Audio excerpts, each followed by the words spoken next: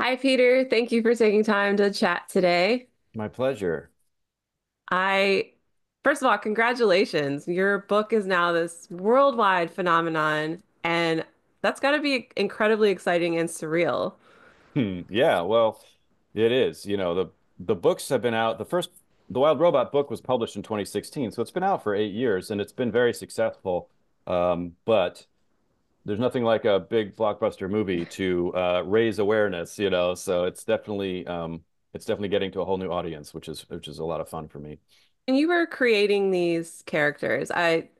I've spoken to some other authors and they say they can like hear the voices and they picture how these characters move within their environments.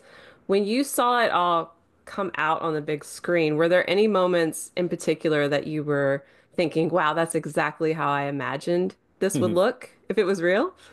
Yeah, well, let's see. I mean, it's a good question. Um, I think in kind of color and in detail, and the books have illustrations, but for a lot of boring reasons, most novels are illustrated with black and white illustrations. And so it was really fun for me, first and foremost, to see the sort of full color, like vivid, detailed scenes that I had imagined and written about and illustrated simply come to life in these epic shots from the film. Um, there was a lot of film scenes that, you know, really struck me. I think the one that probably hit me the hardest was when Roz, the robot, first discovers Bright Bill, the goose, who at the time is still in an egg. She finds this goose egg. There's this accident, she's tumbles down this hill and finds this sad scene of a goose family that had been crushed, and there's one survivor. And so she picks up this egg, and it's quiet, and it's dark, and it's raining, and her eyes are glowing. These kind of beams of light are shining out of her eyes, and she picks up this egg, and you know, that scene is so powerful to me. In the book, it's a slightly different setting in the book, but it's sort of that same moment of realization as scans this egg, realizes that he's alive and well, and now she has to figure out what to do with him. And I love that it's one of the most important moments in the book and in the movie, and it's such a beautifully animated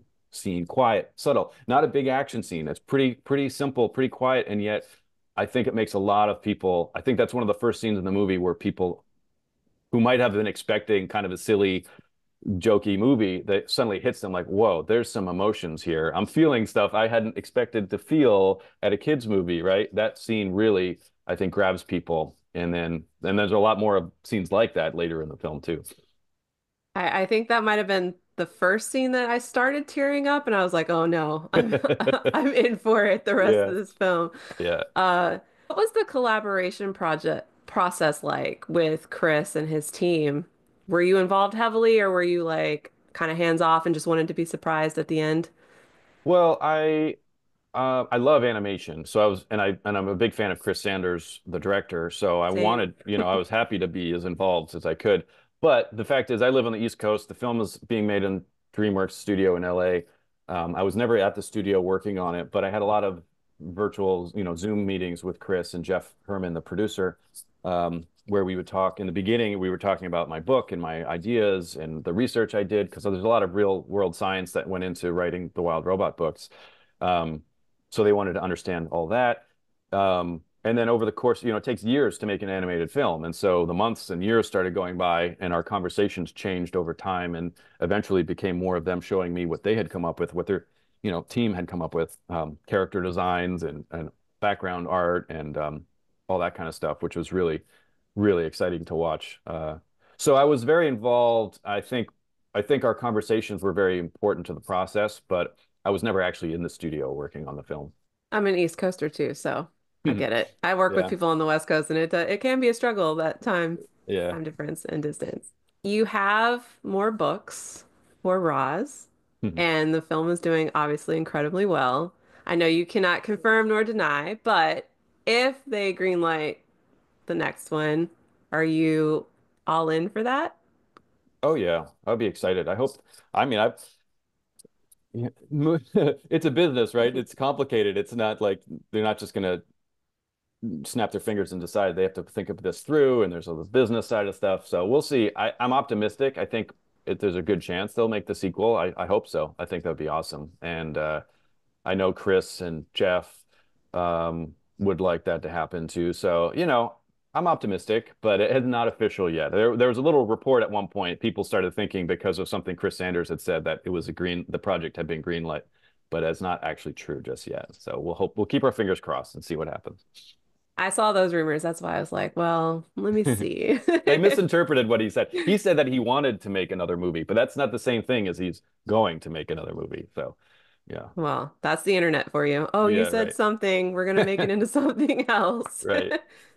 So I asked Chris Bowers this question, and I want to put it to you as well. The story really strikes me as a story about the people that encourage us and help us grow into being who we need to be and kind of push us down our paths to be our best selves.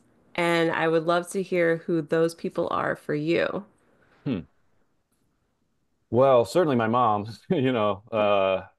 my my Roz. My mom was not like Roz at all, but my mom growing up, she was very supportive of my creativity. It was it's easy for people to dismiss a kid's interest in the arts, and maybe not think there's a way to turn that into a profession. But my mom never really doubted me, and she helped me sign up for extracurricular art classes. And uh, when I wanted to apply to art college, she didn't bat an eye at that. So she was all in from the beginning, and I think that really made a difference. I didn't maybe fully appreciate it at the time, but looking back now, I realized that if she had wavered, I don't know if I would have gone to an art school and studied illustration, and I may never have written The Wild Robot.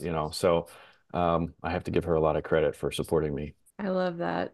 My last question is because my daughter is a writer, an aspiring writer. So Hmm. I am that mom that's like, yes, go to art school and do all these things. Do you have advice for young, aspiring writers and artists out there? Yeah, well, um, I think that writing, obviously, if you want to be a writer, you have to write a lot and hone your craft. But even more than that, I always encourage young people to read a lot also, and think about what they're reading. We like certain authors and not others. We like certain books and not others. And so I'm always asking myself, like, why do I like the way this writer writes, or why do I like this particular book? We can learn a lot about who we want to be as writers by thinking critically about the work that we love or the work that we don't love.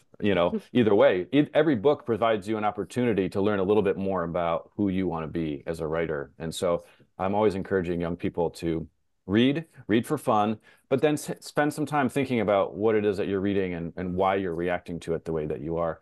And maybe you can incorporate some of those qualities into your own work. And that's been really helpful on my own journey as a creative person. Well, great. Thank you so much. That's my time. I appreciate it. And I'm fingers crossed for the sequel because I need more. So. Yeah, I hope so. Thank you very much. This has been fun.